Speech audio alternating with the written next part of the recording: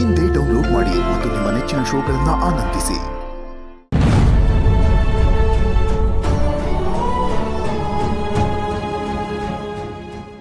ಹೇಳಿ ಅವರೇ, ನಿಮ್ಮ ಆರೋಗ್ಯ ಹೆಂಗದೆ?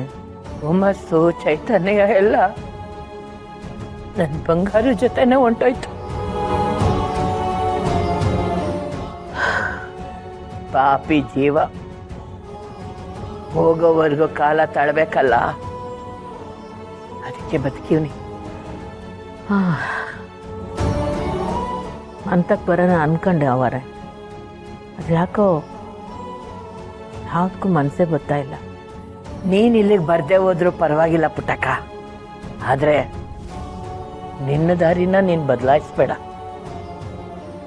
ನೀನು ಬಂಗಾರಿಗೆ ಗೆಳತಿ ಮಾತ್ರ ಅಲ್ಲ, ತಪ್ಪು ದಾರಿಲಿ ನಡೆಯೋರಿಗೆ, ಕೈ ತಪ್ಪಿ ಹೋಗೋರಿಗೆ ಸರಿ ದಾರಿ ತೋರಿಸೋ ಕರುಣಾಮಯಿ ನೀನು. ಕುಂಬಾರ ಮಡಕೆ ಹೊಡಿಬಾರ್ದು, ರಾಜ ರಾಜ್ಯನ ಬಿಡಬಾರ್ದು. ಗೆಳತಿ ಸತ್ರು ಅಂತ ನೀನು ನಿನ್ನತನನ ಮರಿಬಾರ್ದು. ದೊರೆಗೆ ಬುದ್ಧಿ ಹೇಳಿ ಮನೆತನ ಮಡದಿ ಸಂಸಾರನ ಸರಿ ಮಾಡೋದು ಬಿಟ್ಟು ನೀನು ಅವನ ಜೊತೆಗೆ ಸೇರಿ ಸೇಡಿಗೆ ಸೇಡು ಅಂತಿದೆಯಲ್ಲ, ಇದು ಸರಿನಾ? ಏನ್ ಮಾಡೋದು ಅವರೇ, ಈಡ್ ದಿನ ಬರೀ ಸಹಿಸ್ಕೊಂಡಿದ್ದೇ ಆಯ್ತು. ಸತ್ತು ಮಣ್ಣು ಸೇರಕ್ಕೆ ಮುಂಚೆ ಹೊಸ ಜವಾಬ್ದಾರಿಗಳವೆ, ಅದನ್ನು ಮಾಡಿ ಮುಗಿಸ್ಲೇಬೇಕು. ಅವ್ರು ಕೊಂದಿರೋದು ನನ್ನ ಜೀವಕ್ಕೆ ಜೀವ ಆಗಿದ್ದ ನಮ್ಮಮ್ಮವ್ರನ್ನ. ಇದನ್ನು ಸಹಿಸ್ಕೊಳ್ಳೋ ಶಕ್ತಿ ತ್ರಾಣ ನಂಗಿಲ್ಲ ಅವರೇ. ನೀನೇ ಹಿಂಗೆ ಹೇಳಿದ್ರೆ ಹೆಂಗೆ ಪುಟ್ಟಕ್ಕ? ಸಾಯಂಕಾಲದಾಗೂ ಶೋಕದಾಗೆ ಮುಳುಗ್ಬೇಕಾ? ದೊರೆ ನಮ್ಮ ಕೈ ಬಿಟ್ಟೋದ್ರೆ ನಮಗೆಲ್ಲ ದಿಕ್ಕು ಯಾರು ಪುಟ್ಟಕ್ಕ? ಯೋಚನೆ ಮಾಡಬೇಡಿ ಅಮ್ಮಾರೆ.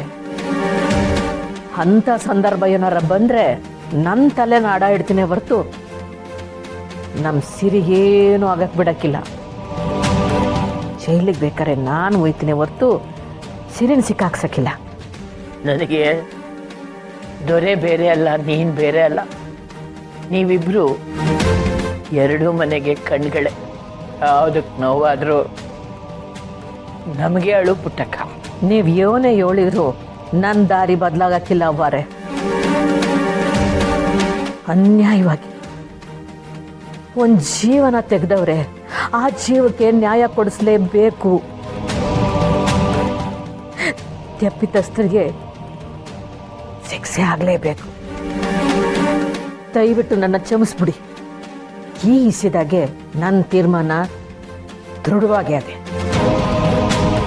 ಫೋನ್ ಮಾಡಿರ್ತೀನಿ, ಬೇಸರ ಮಾಡ್ಕೋಬೇಡಿ.